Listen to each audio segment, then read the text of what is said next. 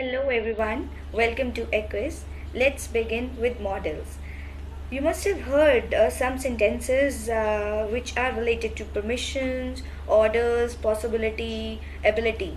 Then in those type of sentences we use models. Exactly what models are?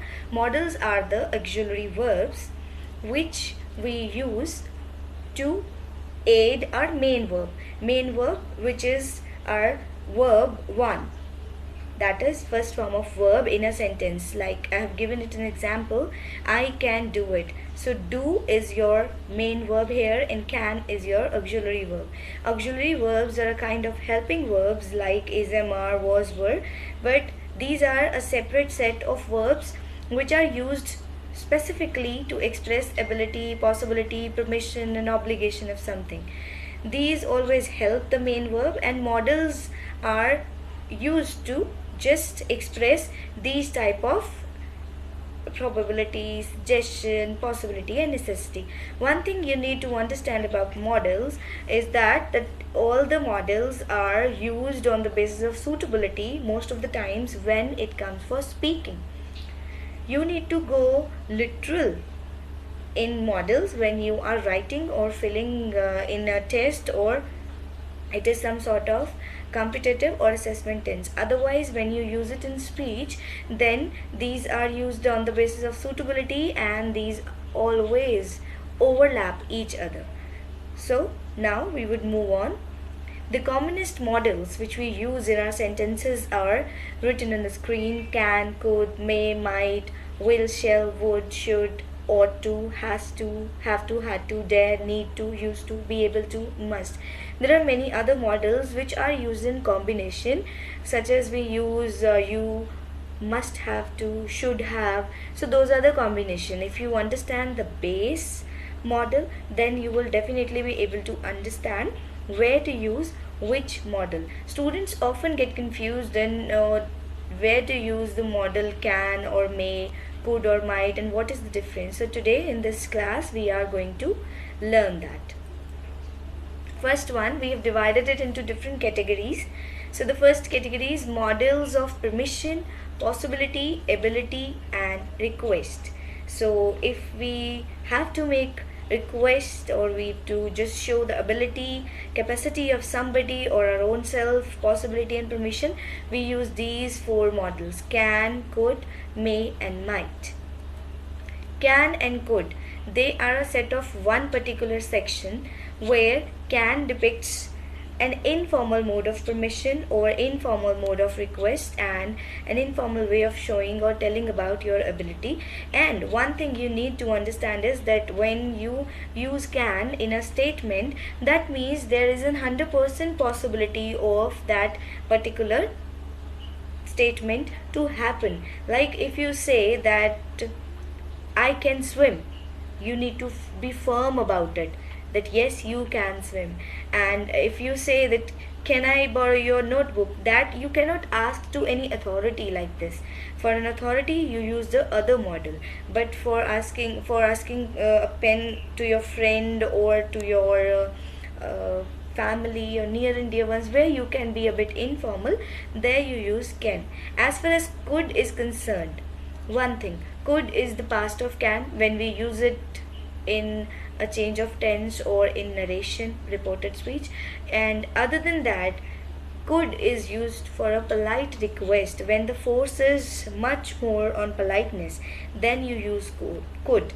And other than that, if you want to show courtesy and it is required in the statement, then you use could. So could you close the door please, it is a polite request, and maybe it is done to somebody stranger. So in this way you use these two models.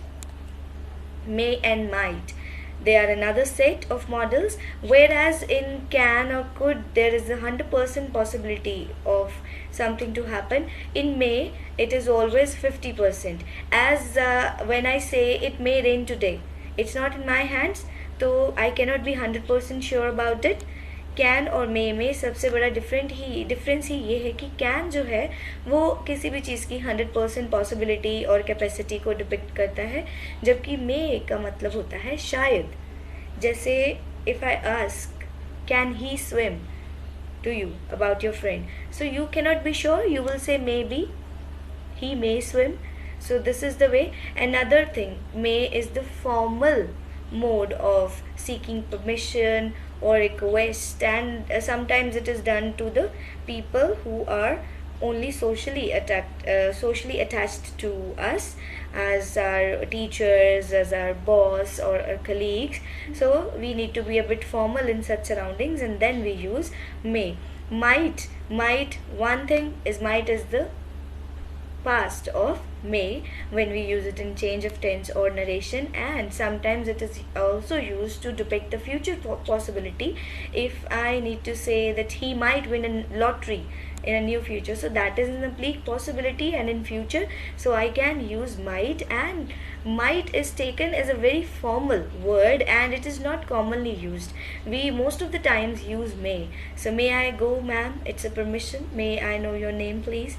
It's a request. And he might go to Delhi on Monday, but I'm not sure. So this is a possibility. And yes, when you do reported speech or past, there also may is changed to might. Moving on to the models of determination, suggestion, courtesy, and polite requests.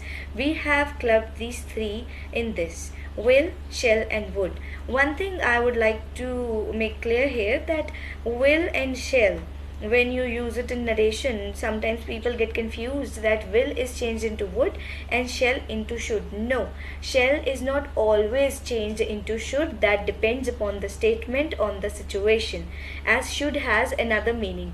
Shall is suggestive in tone, but not all the time shall is changed into should. So will, shall, and would are the models of determination, suggestion, courtesy, and polite request. So which one is the one? So we will discuss it now.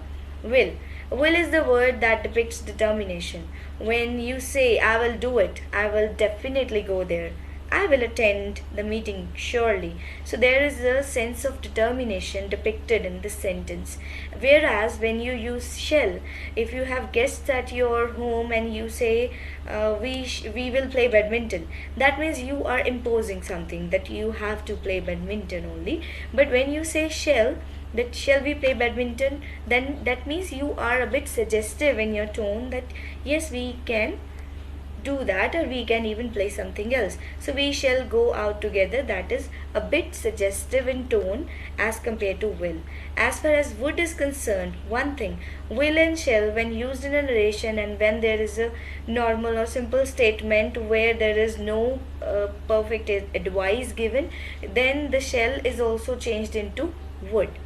Otherwise, yes, shall is changed into should when that is a sure advice and you can see it. So would is the past of will and shall. First thing, for making polite respect or showing courtesy, respect, and taking permissions, or asking somebody about the likes or dislikes, or usually giving respect, then we use would instead of will or shall. For example, you must have seen many celebrities on stage while receiving an award, when they say I would like to thank so and so, so that means वो करना चाहते हैं, thank you. So in that sense, when you go to hotel or restaurant, what they say, what would you like to have, what would you like to do? So what is that? That is basically that you are showing courtesy, and we can say that would you please do it for me, then that is a polite request. And I say I will attend the meeting surely, that sounds determination. And we shall go out together is a suggestion. So in this way you can differentiate between these models. If you are not sure about it, you can speak it silently in your own mind, or you can just write and check. You need to pay attention to all the models when you are appearing for some certain tests. Otherwise, when it is speech, then models do overlap. And one thing keep in your mind is that when you speak, nobody will comment or nobody will just question that you used will instead of shall, or you used would instead of could. They will just listen to you. That is just the context you are talking about. So never refrain yourself. कभी भी बोलने से डरो मत. बोलो whatever comes to your mind. Next is models of suggestion, necessity and obligation. Obligation क्या होता है? आदेश. जब हम कोई ऑर्डर देते हैं तो ये वाले तीनों जो मॉडल हैं, should, ought to and must, these are the models related to obligation, duty, necessity and suggestion. How these are differentiated from one another? Let's have a look. Should. As far as should is concerned, we use should many a times at many places whenever there is a sense of advice or you just want to show a sense of duty, and these are a bit mild, moderate in tone. You're not so strong when you say somebody that you should go there. That is not an order. That person might go or might not. So I think I should go there. That's just a possibility, bleak one. So you use should in a simple sense of चाहिए. जब हम किसी को ये कहते हैं आपको ये करना चाहिए, आपको वो करना चाहिए, तो उसमें सिंपल नोट पे शुड आता है. Next, ought to. जब हम ought to की बात करें, ज़्यादातर इसे कॉमनली यूज़ नहीं किया जाता है. ज़्यादातर सेंटेंसेस में शुड और मस्ट ही बच्चों को पता होते हैं. ought to क्या है? ought to is a moral sense of duty. ये वो वर्ड है जो आपकी मॉरल सेंस ऑफ ड्यूटी के साथ जुड़ा होता है. ये आपस में इंटरचेंज हो सकते हैं. If you don't know the meaning of ought to and you want to speak a sentence related to चाहिए समथिंग, देन आप शुड का यूज़ कर सकते हो in your speech. But yes, as I said, in written you need to be a bit cautious. So depicts the moral sense of duty, and it is used to depict emotions and feelings which are attached to the sentence which you are talking about, and it is also used for a strong advice. When I need to say you ought to respect your country, so there are some feelings and emotions attached to that, or you ought to go by your own vehicle as public transport is not safe. That is a strong advice that I have analyzed something and now I am suggesting you. You ought to respect your family members, you ought to love your family. These all are the words, sentences related to emotions and feelings. So here ought to is more suitable than any other model out of these three. Moving on, must. Must people use many a times, but there is a slight difference when we say must. should में होता है आपको ये काम करना चाहिए. ought to में होता है इट्स अ फीलिंग अटैच्ड कि आपको ये करना चाहिए, this is your moral duty. But जब मस्ट की बात आती है, मस्ट हमारी सोशल ड्यूटी है. Social sense of duty means if we will not follow our duty then we may have to bear the consequences. We may be challaned और we may be fined for that. तो जब आपको कोई भी must के साथ statement बोली जाती है, that means there is a tone of authority, there is a tone of obligation. आपके लिए कोई ऑर्डर है जो आपको पूरा करना है. For example, if you do not respect your parents, right, and I say you ought to respect your parents, if you don't do this, even then आपको कोई consequences नहीं है उसके legal. but अगर हम कहें कि you must wear helmet or you must submit your assignment in the given period, then that means there are some consequences related to that, because I can be fined or my assignment would not be submitted by my teacher. So there can be many more reasons. So must is used for almost certain statements जिसमें कुछ बहुत certain पक्का है जो होना ही है, करना ही करना है. जब हम इस चीज़ को इस स्टेटमेंट के साथ इस assertion के साथ बोलते हैं तो हमने must लगाना है. Everyone must attend the class. The teacher will not say everyone should attend the class. Teacher will not advise you. Teacher will order you. You must wear helmet while driving. The police officer will not suggest you. He will order you for that. So that is the difference amongst these three: should, ought to and must. I hope now the difference is clear to all of you. Models of imposition and pressure. When something is like an imposition, एक बोझ या आपके ऊपर कोई pressure है जो आपको करना पड़ता है. जब ये सेंस आ जाए, मुझे ये काम करना पड़ता है और मुझे ये काम करना पड़ा, तब these models are used. Has to, have to and had to. These are the models which show some pressure in the sentence when you speak it. When you say he has to do odd jobs to earn his livelihood, that means उसको अपना घर चलाने के लिए कुछ छोटे मोटे काम जो है वो करने पड़ते हैं. उसकी ज़रूरत है. They have to undergo rigorous practice to maintain consistency. So ये जो है काम, this is imposition. We had to leave for Mumbai at the 11th hour. At the last moment हमें मुंबई जाना पड़ा. That means हमने जाना है, हम जाएंगे, but हमें जाना पड़ा. There is a difference, right? So it depicts pressure and imposition of something, and it is used more often than must. जहाँ अथॉरिटी की बात आती है, दूसरा बंदा हमें कह सकता है, दूसरा person, you must do it. जब हमने अपने पे लेना है, then we will say I have to do it as I have been ordered by my boss.